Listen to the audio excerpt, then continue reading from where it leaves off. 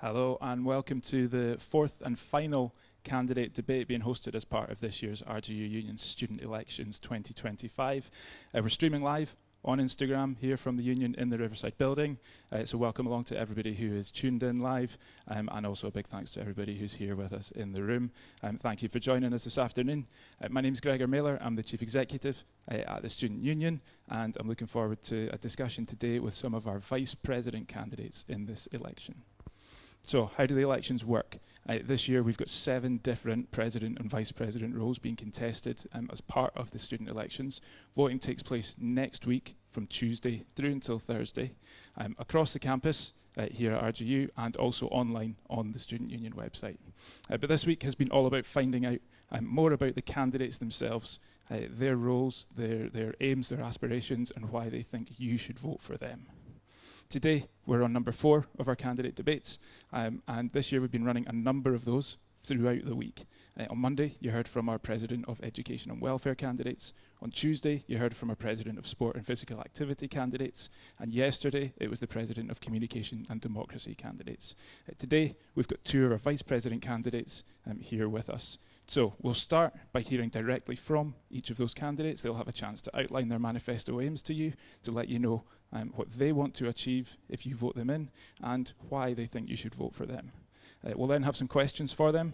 They'll be relevant to the roles that they're running for, and also relevant to their manifestos. And most importantly, we want your questions as well. So if you're watching live on Instagram and you've got questions for the candidates, then feel free to drop them in the comments. We'll do our best to get through as many as we can in the time that we've got today. And if you're in the room, just pop your hand up and we'll try our best to get round to you as well. So we've got 4 Vice President roles being contested in this election. There's VP Education, VP International, VP Sport, and VP Welfare. Our Vice President Education candidates are Elizabeth and Siobhan. Our Vice President International candidate is Prosper. Running for VP Sport, we have Augustine, and running for VP Welfare, we have Phoebe. With us today, we've got Phoebe, who's running for VP Welfare, and we've got Elizabeth, who's running for VP Education. So each candidate will be given 2 minutes to speak, and we'll work our way through each role, and if you're contesting against somebody, then you'll be called in alphabetical order. But as we have 2 candidates with us, we'll start with Phoebe, and then we'll move on to Elizabeth. So, Phoebe, you have 2 minutes to introduce yourself and to let our student voters know why they should vote for you. Hello, good afternoon, everyone. My name is Phoebe Ilisami, and I'm running for the position of Vice President Welfare. Like I said in my manifesto, juggling life, academic, and jobs, as well as housing, is a bit difficult for students, and I'm very, very concerned about the welfare and the well-being of everyone, and also their mental health. So before coming here, or before I proceed, I'm a master's student in LLM Law and International Commercial Law, and also a course rep. And I've been able to advocate for the help and the well-being of students in my own little way. When international students come into school, I'm able to pursue them and oh, how are you able to settle in and what have you. And I've done it in my own little capacity, and now I want to take it beyond and be concerned about the student union, everyone in RGU, both the local and the international student. So in my manifesto, I spoke about 3 things that I want to achieve. One is mental health, and this is very, very important in everyone's life and your day-to-day life. If your mental health is not in check, your physical well-being cannot be in check. So I want to make sure that everyone is okay, advocate for the helplines to be running for 24/7 and still being able to access them at any given time. And second one is financial aid, which is the student loan. I love the Bible stories, and one of the Bible scriptures says, "My people perish because of lack of knowledge." Some people don't have access to basic information, and they get to not have access to the right thing. So I want to advocate for student loans as well as emergency grants to assist students and those going through some challenges at any point. And also the last one is inclusivity. Like we all know that everyone will feel loved, heard, and supported, and that's what I want to do. And everyone's welfare is my priority. So I'm running for this position, and I want you to vote me because I care about you. And like I said, your welfare is my priority. Thank you. Thank you very much, Phoebe. Right now, running for VP Education, let's move on to Elizabeth. Okay, hello everybody. My name is Elizabeth Benibo and I'm running for Vice President Education. And I'm running for this post because as a master's degree student, I understand the challenges of people. I understand challenges with the and the aspirations of our academic community. And my commitment is to ensure that ensure an achieve educational experience for all students. I'm so sorry.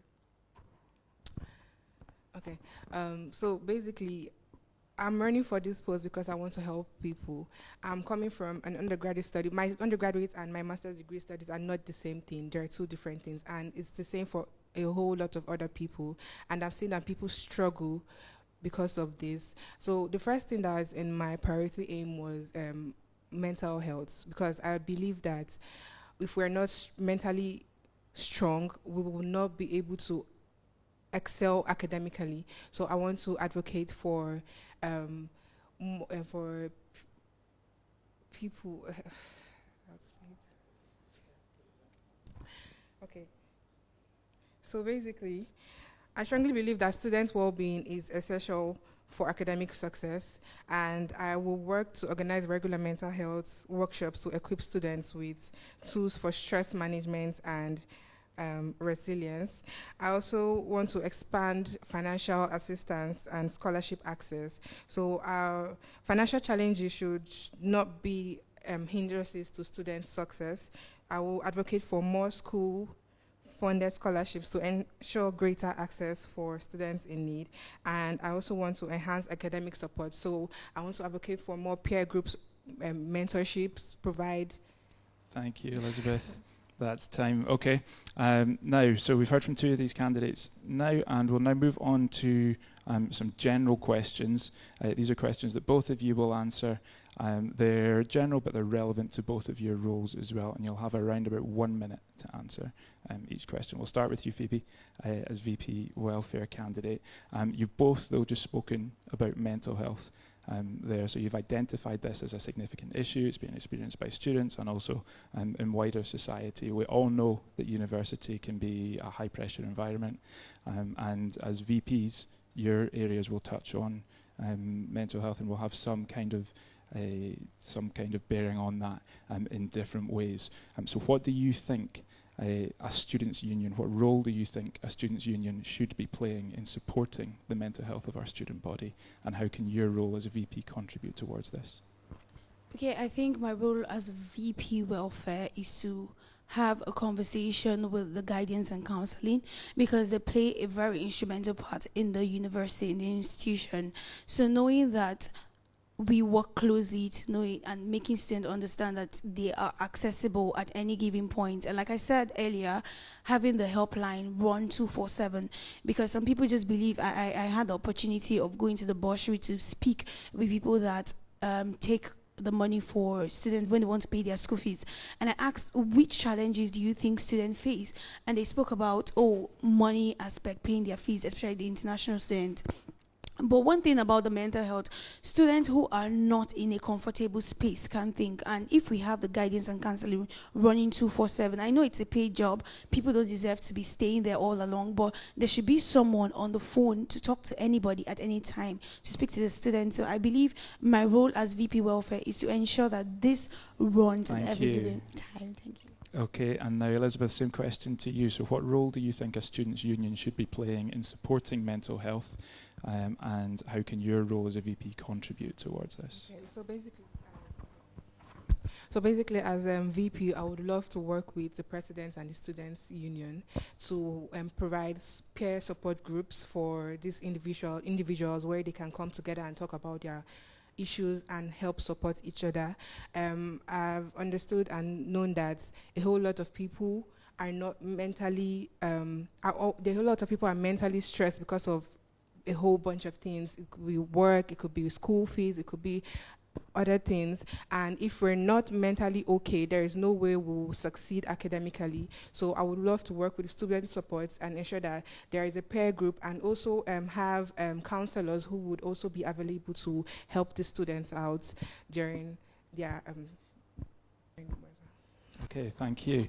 Have we got anything else to add to that? Phoebe, do you want to come in with anything else? Or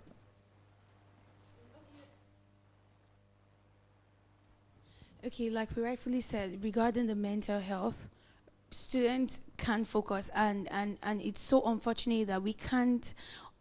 I'm speaking for the VPs, because everyone, I want to believe everyone, both the VPs and the president, we are running because of passion and not because of what we're going to benefit, but because we have this duty to serve the student. So I believe the mental health is paramount, and no student deserves to struggle alone. So therefore, we want to have the peer-to-peer support system, the guidance and counseling, as well as making sure the helpline is available. Thank you. thank you very much. Will we move on to the next question? Yes? Okay. So this one relates to feedback and gathering feedback. And students they're regularly provided with surveys, with questionnaires, with polls to complete and to fill in. This often leads to an overload of surveys or survey fatigue, which can result in poor response rates and inaccurate feedback. So if you're elected, what methods will you use, or what methods do you plan to use to gather feedback without adding yet another survey to people's inboxes? So how will you gather feedback from students without just sending surveys to them? Okay, if we're being honest and being truthful, the fastest way to gather the opinions of people is through surveys. And if we want to make it easier and maybe having having students communicate their concerns is through surveys. But also something that is very important is thinking on the spot, right? Something like gathering the students together and having to speak to them and allow them, maybe have leaders in between so it's like we being the voices of the students, but in each department, in each classes, we have representative who would be the voice of the students, and they would channel this information to us. But that is not with us disregarding our roles as VP, going to the grassroots level. So we're going to go there and also know what they are going through, and also the survey is very important. Having a group where students are able to communicate their concerns in the union. So thank you, Phoebe. And same question to you, Elizabeth. How do you plan to gather feedback from students without just sending surveys to them? The same thing. The fastest way is survey, but like I said earlier, we'll have peer groups, and during these peer groups, we could have where people could come together and say, okay, this is what is causing issues at the moment between students. This is what is causing people to mentally stressed at the moment. So that is also a fast way to gather information, I think. Okay, thank you. Right, Elizabeth, you can answer this next one first. And you're both running for vice president roles. These are part-time roles and they're voluntary roles. How will you ensure that you can balance academic work, extracurricular commitments, jobs, all other parts of life, to do the VP role justice and to deliver your aims for those that are voting for you? So luckily, the VP role is a part-time job. That's and balancing it is not going to be so hard because of my my academic calendar, which is not also overload and work. So I think I have like allocated time to where I will focus on this certain thing and focus on another certain thing, so it's not going to be too much. And Phoebe, same question to you. Okay, for me, I love multitasking, so it's pretty convenient.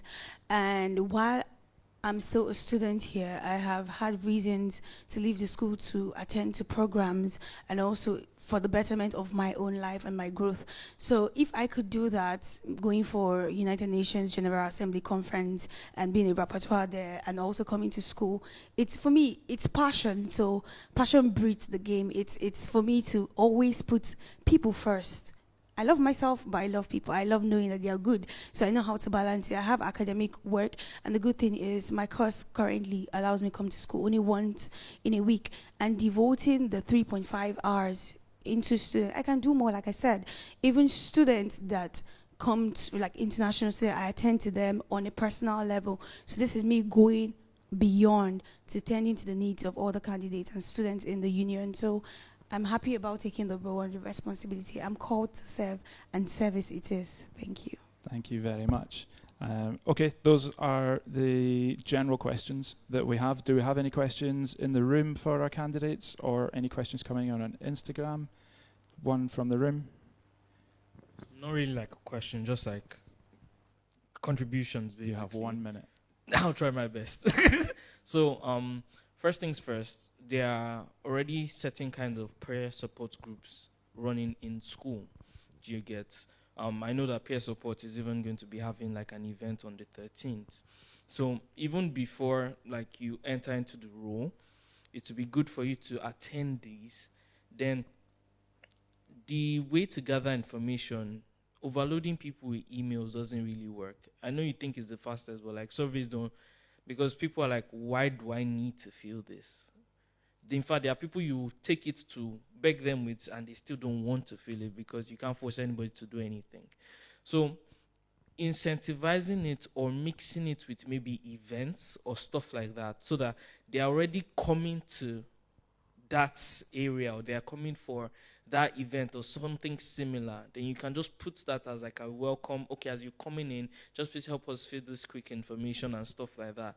So thinking of like very creative ways to be able to do data gathering, you understand, it's something you should just think about. Then just lastly, balancing it might not necessarily be the easiest. Thank you very much. Yeah, I just want to say, don't underestimate it. Like, get ready for it. Yeah, can I respond to what you Absolutely, yes. Okay, like when the question was asked, I was like, events, because I know that is something strategic for students to attend. And knowing that, the truth is, having also, will I use the word underdogs? No. Students in each class that communicate the needs of their members. So you allocate people in the classes. Oh, what are the needs? Do they think the school needs? And also the event for students coming in, like you said, beautiful idea. So we would incorporate that as well. Thank you very much. Okay, so now we'll move on. If we don't have any questions coming in through Instagram or any comments, no.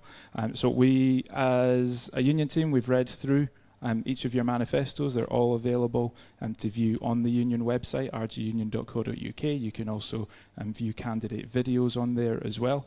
We've been through your manifestos and your priority aims. You'll now be asked a couple of questions based on either the role you're running for or the aims that you've committed to deliver if you are elected. As with before, you've got 1 minute to answer this, and you've got the opportunity to come in after each other has answered as well. So we'll start with Elizabeth, VP Education candidate. So the university has just gone through a pretty significant restructure. Schools have merged, school names have changed, and there's been a realignment of some of the courses from one school to another as well there. So how important do you feel it is that students feel a sense of belonging within their schools, and how will you work to support this?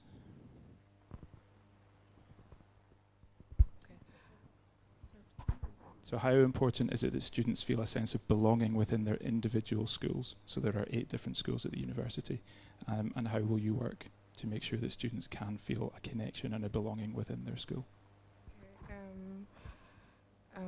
So basically, I think that will do providing support then. So the schools will provide support for the students to be able to come and like talk about the issues at hand at the moment. So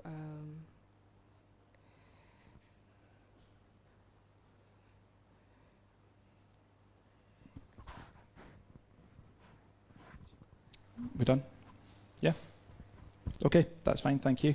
And now we'll move on to Phoebe and a question for you as VP Welfare, unless you have something to add or a contribution to make to the previous question. I think maybe organizing student events to carry them along, and like the audience said, having them fill some survey, because making them or having them pen down their opinion kind of make them feel that they contribute to the voice. So basically we are called to serve, and as we're serving, we are listening to our followers, is whatever they need, and if we think that this is something we can amplify after speaking with the president and the vice president, then we can amplify their voices and make it solved. So yeah, I think the student events, putting them together, having at least consistent events and making them air their opinions and we see it from their standpoint. Okay, thank you. And now a question for you regarding VP welfare role. So the union runs and supports lots of different existing welfare projects across the university, the Breakfast Club, Supper Club, Emergency Food Parcel Support, our Go Green team run Came Shop and a number of initiatives there. What new welfare initiatives would you like to introduce as VP Welfare? Okay, for me, I think I would want to implement new things, but first, starting off this position, I would like to continue. So it's about continuity and strengthening what has or what is already on ground. So for the Breakfast Club, I will ensure that it's continuous. It's something that people get to benefit from it, the Supper Club and all the other listed welfare programs. So it's about continuity. One thing is about bringing a new strategy, and one thing is people adopting it. But knowing that there's something already on ground that people are already going through, I think I would just continue with it, then think through, ask questions, get a survey, and implement what students feel they need. I'm not going to be a voice of my own. I'm a voice of the student. So it's whatever they're speaking about or whatever their concerns. Like I said, concern is the key word here that I'm going to work towards making an initiative. Okay, thank you. And Elizabeth, do you have anything you want to come in to discuss regarding that? No? Okay, do we have any other questions from in the room? A question over there? Yeah. So I understand that like both of you came in January, so like you might not really be September. Okay, yeah, you might not really be very privy to the joining of schools or the integration that's currently or has already gone on. So that's where it still comes down to going down to getting this information from people. Then you also need to put that conscious reminder that you're not just representing your school. So the thing about a lot of issues that are facing students is it's going to be different for each school. You understand that? So like putting that into like recognition, yeah, when you are looking at solutions, make sure that, okay, we're also looking at it on a school level. Then for welfare, you can also add certain level of like inclusion to some of the packages that are available. So I know that there was a time I heard somebody say, oh, I'm vegetarian. I can't use everything in the welfare box. So that kind of thing, you understand? And you get that information from when you interact with more and more people. You get. Thank you. Is there a response to that, or are we just taking the comment on board? No, well noted. Okay, thank you. And do we have any other comments from Instagram? No? Okay, well, Phoebe, Elizabeth, thank you very much. Breathe easy, you're done. Thank you to everybody for watching and for those who submitted or asked questions. And thanks to everyone for joining us in the room. Just a reminder that voting opens next week on Tuesday and runs through until Thursday. Results will then be announced on Friday next week at 2 p.m. here in the Union, so make sure you join us for that. And then on Monday next week, here in the Riverside building, we've got our first ever candidate fair, where you'll be able to meet the candidates in person. You'll be able to ask them about their manifestos, find out why they think you should vote for them, and you should join us for that as well if you can. But before then, you can read manifestos, you can watch campaign videos, you can find out all about the candidates on the Union website, rguunion.co.uk, and keep an eye on our social media over the next week as well for more information about the election. Good luck to all of our candidates, and thanks to everyone for joining us today.